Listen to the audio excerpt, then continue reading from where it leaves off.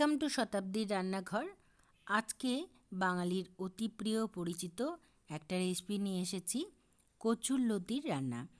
কচুরলতি আমি একদম সম্পূর্ণ নিরামিষভাবে করেছি এবং অত্যন্ত সুস্বাদু হয়েছিল খেতে।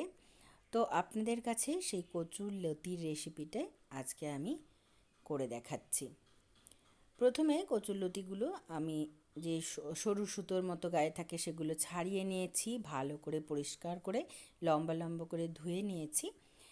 এই লতি রান্নার জন্য আমি যে মশলা নেব সেটা হচ্ছে 2 চামচ মতো পোস্ত নিয়েছি, 2 চামচ মতো সাদা সর্ষে নিয়েছি, আর হাফ মালা এর থেকেও একটু কম আমি নারকেল কুচি নিয়েছি।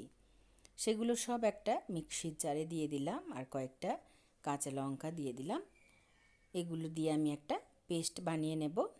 এরপরে আমি কড়াই ছড়িয়ে দিয়েছি, কড়াইয়ে কিছুটা জল দিয়েছি, জলটা একটু নুন দিয়েছি।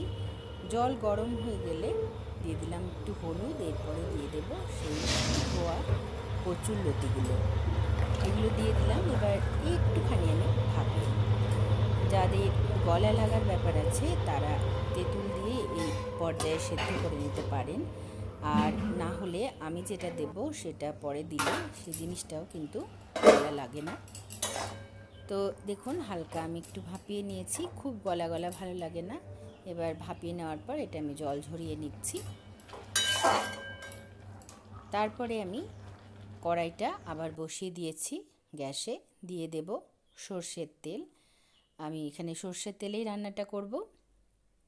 সর্ষের তেলের মধ্যে আমি লতিগুলোকে একটু নাড়াচাড়া করে ভেজে নেব। খুব একটা তেলেরও প্রয়োজন হয় না, আর খুব বেশি মশলারও প্রয়োজন হয় না। নিরামিষ কচুরলতি রান্না কিন্তু এভাবে ভীষণ সুন্দর হয় খেতে। চিংড়ি মাছ দিয়ে তো আমরা প্রায় সময় খেয়ে থাকি, কিন্তু নিরামিষ দিনে এই রান্নাটা কিন্তু ভীষণ ভালো লাগে। আমার পেস্টটাও তৈরি হয়ে গেছে মশলার। এবার এটা একটু নাড়াচাড়া করে নিলাম, তারপরে তুলে নিয়ে আমি কড়াইটায় আবার কিছুটা সর্ষের তেল দিয়ে দিচ্ছি। এরপরে ওর মধ্যে আমি কালো জিরে একদম হাফ চামচ মতো ছোটো চামচের ফোড়ন দিয়েছি, দিয়ে দিয়েছি একটা শুকনো লঙ্কা।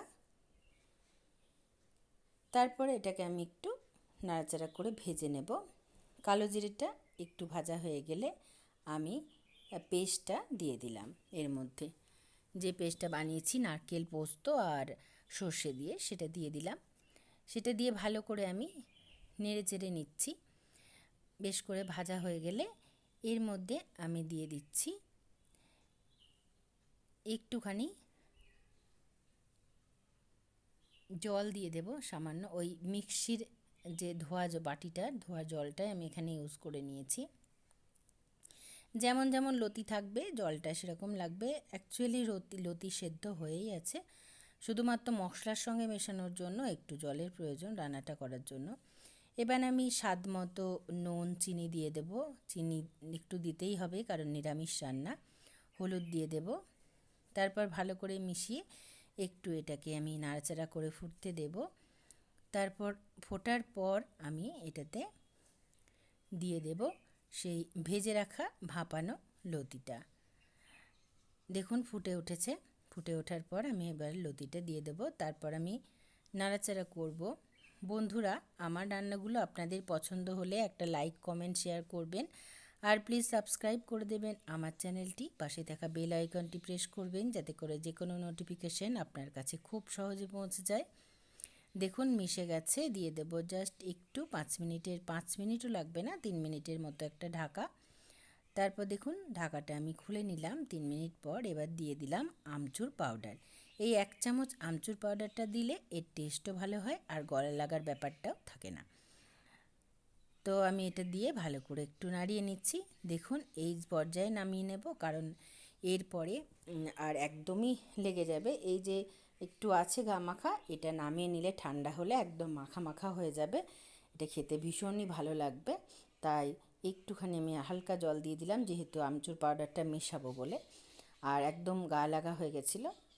জলটা নামিয়ে নিলে কিন্তু ঠান্ডা হলে একটু টেনেই নেবে, তো তখন কিন্তু গায়ে মাখা হয়ে যাবে। এবার হালকা একটু 2 মিনিটের মতো আমি আবারও ঢাকা দিয়ে দিলাম। তারপর এটাকে আমি আবারও এই দেখুন মিশিয়ে নিচ্ছি। এই যে গ্রেভিটা দেখছেন, এটা নামিয়ে নিলেই কিন্তু একদম মাখা মাখা হয়ে যাবে। তো আমার রান্না কমপ্লিট। আপনাদের কেমন লাগলো জানাবেন। ভালো লাগলে লাইক অবশ্যই করবেন। নিয়ে আসবো অন্য একটা রেসিপি, ততক্ষণ জন্য সঙ্গে থাকুন। ওপর থেকে দিয়ে দিলাম একটু আবার সর্ষের তেল, যাতে করে স্বাদটা ভীষণ ভালো হয়। ধন্যবাদ সকল।